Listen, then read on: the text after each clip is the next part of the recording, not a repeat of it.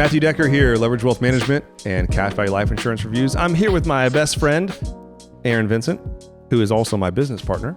He runs vincentplanning.com. Check us out. We left off last time, Aaron, talking about our core values, our driving principles, and what we came up with as a leadership team was innovate, solve, and empower.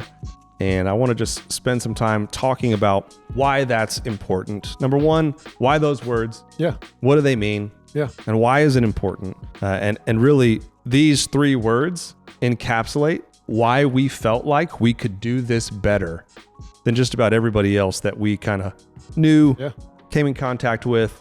I'd love for you, put you on the spot here, to just, why innovate?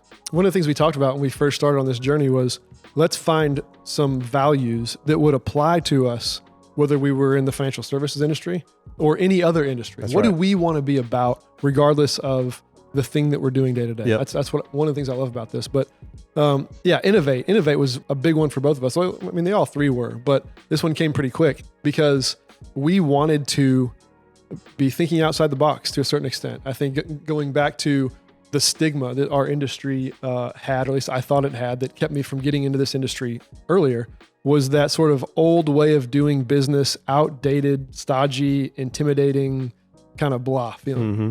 And so we knew that we wanted to be always thinking with tomorrow in mind, or always be thinking about, is there a better way to do this? I don't want to ever be said, hey, why do you do that way? Oh, because we always have. Right. I didn't want that to be our story. And so we talked about innovating. So just thinking outside the box and not just getting stuck in the same old thing because we've always done it that way. That's why we're doing this interview. That's right. Trying to do something different. Exactly. When was the last time you had a candid conversation with two financial advisors talking about their families, talking about how they got into this business, the mistakes they made, the bad side of it, the peek behind the curtain, and in video format. Right. I mean, the YouTube channel is a great example of, hey, we want to do something different. Like we want people to get this information. How can we get them this information in a way that's safe, comfortable, easy for them? Part of that, we had to innovate, because the standard answer would be do a dinner seminar. Right. Well, and we always loved the outdoors. We've had some adventures together outdoors. And one of the things about the outdoor community, there's this saying, leave it better than you found it. Yep. Always leave no trace, however you want to put it. And so to come in this business, this industry, and literally be able to leave it better than we found it once that day comes, I think is a good feeling. So it's important to us. 100%. I think that's good on innovate. And really what that goes back to, the heart of that is we saw so many advisors not able to innovate because they didn't have a back office. They were a solo, one man, one woman shop. Yep. And so, that always busy, never going anywhere. Exactly. And we just thought, man, we know what the other side of the coin looks like. And so let's go in the other direction and let's try to always be innovating and iterating. The next one is solve. I'll take this one because I wrote down, we talked a little bit about the salesman mentality and the annuity salesman and the dinner seminar salesman. We wanted to make sure that every solution that we put in front of a client solved a real problem instead of creating a problem. I mean, so many financial advisors create problems. The fact you have to say that and that it's true is a little bit astounding, but it is what it is. And so I wrote some things down here. You're at such a disadvantage because I have all the notes. I like it this way. It's okay. Number one, have a plan. People should have a plan. If you don't have a plan, where are you going? What are you aiming at? Yep. What's the target? Yep. How do you know when you get there? Hard to be a financial advisor if the client doesn't have a plan. Yep. That maybe goes without saying, but maybe it doesn't. I don't know. And then number two. So number one, have a plan. Number two, no cookie cutter plans. And then with that, plans over products. So many advisors solve problems with products, which can be good, I guess, but more often than not, I mean, how can you solve a problem with a product?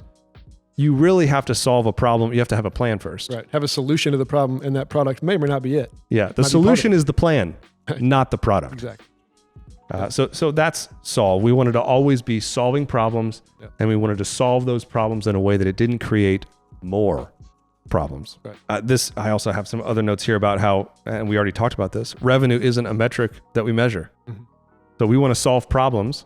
That's how we measure our success. Our success is not measured by revenue. It's measured by how many problems can we solve, which is just, it's so much more fun. It is. To do business that way. Yep. Gosh, can you imagine if instead of trying to solve problems, we just focused on growing revenue? How boring that would be. What do people tell us all the time when they come in here and they say, wow, I actually enjoyed this meeting. It was fun to talk about money. And sometimes clients are in here and we're talking, when you discuss people's money and you talk about their lives, their fears, their goals, their mistakes, their insecurities sometimes, their families, births and deaths and marriage. I mean, you name it. And I mean, there's tears and there's laughter sometimes, but what we hear all the time is this was fun. Oh, an hour flew by. Yeah. This flew by. Whereas, and then you also get the contrast sometimes of, I used to dread these meetings with my old advisor. Is it because we're just that much fun to hang out with? Maybe, but I don't think that's really it. I think really it's because we are solving problems and that's fun. Yeah. Fun for everyone. And you know what the flip side of that is? We have clients that don't have plans with us. We don't prefer it. Yeah. We'll tell them, hey, we can get you a product, but really you need a plan. And sometimes clients say, I appreciate that, but no, thank you. And what's interesting is those meetings are the least fun meetings, because if you don't have a plan, it just makes it so much harder for us to kind of relax and know that we're doing the right thing. How can we know if we don't have a plan? Because just on that note, the plan creates the unbiased, unemotional, third-party, check your work, fact or fiction. I can convince you that you need this product, maybe, but if the plan doesn't agree and say, yeah, that product actually moves the needle on getting you where you want to go, then you're just trusting my word for it. Yeah. And what kind of plan is that? And when we talk about plans, I think we're mainly talking about like a retirement distribution plan. Yeah. So that's not necessarily a roadmap, a fit for everyone, Yeah. right? A 30-year-old that comes into our office and Right. maybe just wants advice on term insurance for their family because they just had a baby. Like that's not what we're talking about. We're talking about people that are 5 years away from retirement, 5-10 years, yeah. and they, we're managing money for them, Right.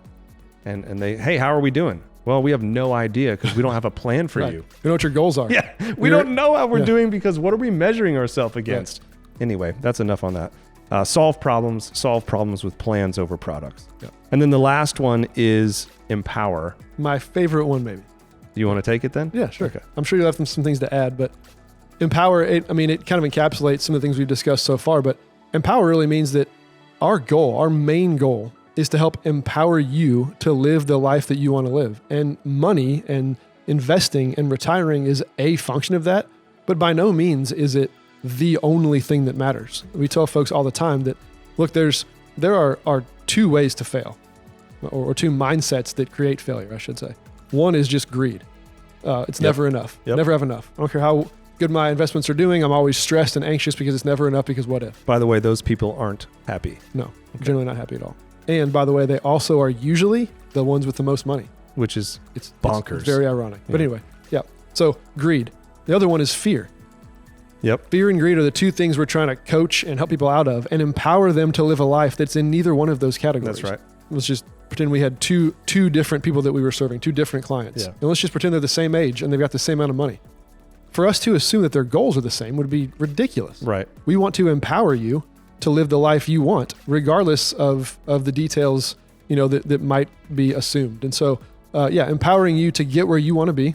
Money is a function of that. And so we want to make sure that at least in that area of your life, you are empowered. You can make decisions. You can choose the life and go the direction that you want to go without that worry. Yep. That's what an amazing thing to get to do. I love letting you answer first because, I guess you guys don't. You're just going to have to trust me. Aaron hasn't seen my notes. Haven't. And he doesn't have any notes. And if I could see him, I couldn't read them. You saw his handwriting. That's true. But I have some notes, and you can tell. The reason I like you going first is because you can tell we've talked about this. Oh, yeah. Not about what we're going to say, but these are our values, and you can tell they mean something because I wrote empower. Why empower? We want to make people's lives better. If we didn't exist, we would want the community to be sad. Yeah. If we didn't exist, we would want people to be sad. Right. Because that would mean that we're providing a benefit. Yep. And then I wrote, empowered people are happy people. Empowered people are generous people. Empowered people are invested in the next generation. Empowered people empower others. Yep. And gosh, I'm getting like teary-eyed here. What a wonderful world. I'm going to start crying on camera. Hey, that's okay. Empowered people are so much fun to work with. Yep. And I mean that from such a deep place. Yep. Because what you said is so true. I really am getting emotional here. I probably will too. What you said is so true, because the people who fall prey to fear or greed, gosh, they're hard to work with. They are.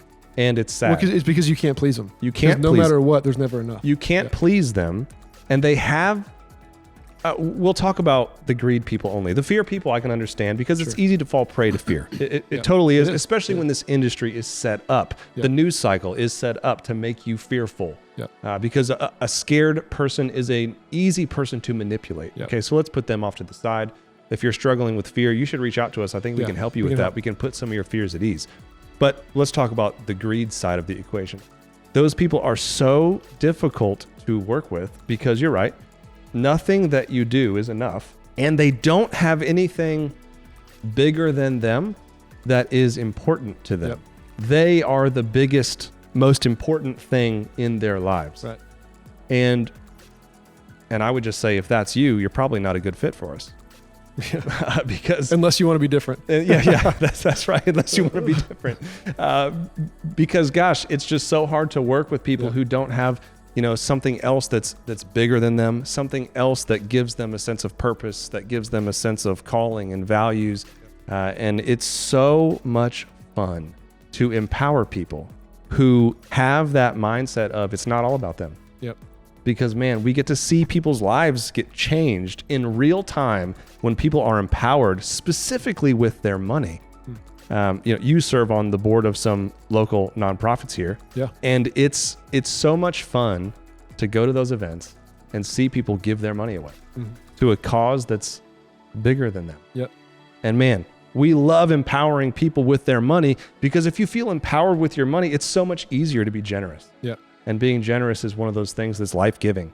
And what a pleasure, just on that note, this is where I may get emotional, but where the rubber hits the road for me is when the time actually comes to where it's time for that goal.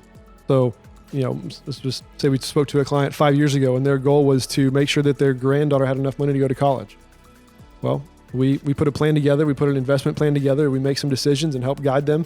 And next thing you know, 5 years goes by, because it goes by fast. Yep. And now their daughter is going to college because something that we help them do, or fill in the blank, retiring when you want to, how you want to, helping your kids get married and pay for that, whatever it might be.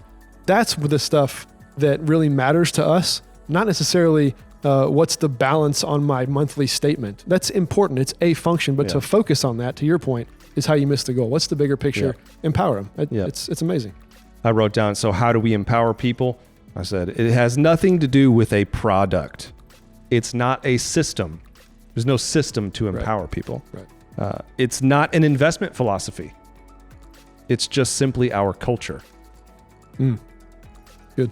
Yeah. I thought it was good. I liked it. So anyway, those are our kind of guiding principles. And if you end up working with us, I hope that those 3 guiding principles kind of shine through in your experience with us. We've spent a lot of time working on it. It's something that we talk about regularly. It drives everything that we do, to the point that we don't even measure revenue, because revenue has nothing to do with solving problems. It has nothing to do with innovating, and it has nothing to do with empowering people. I want to be in business 30 years from now. And I don't want to be in business regretting and apologizing for the advice I gave 20 years ago. Yep. And so one way to get around that, or why this is so important to us, is to have values, again, bigger than just the day-to-day. Yep. So anyway, that's who we are. Those are our guiding principles. That's kind of a little bit of a peek behind the curtain. And we're going to kind of stop there. I think that's a good stopping point. But when we come back, what I'd love to talk about would be things in this industry that get a bad rep, and maybe shed some light on the why, and is that even true in the first place? We'll talk about that next time.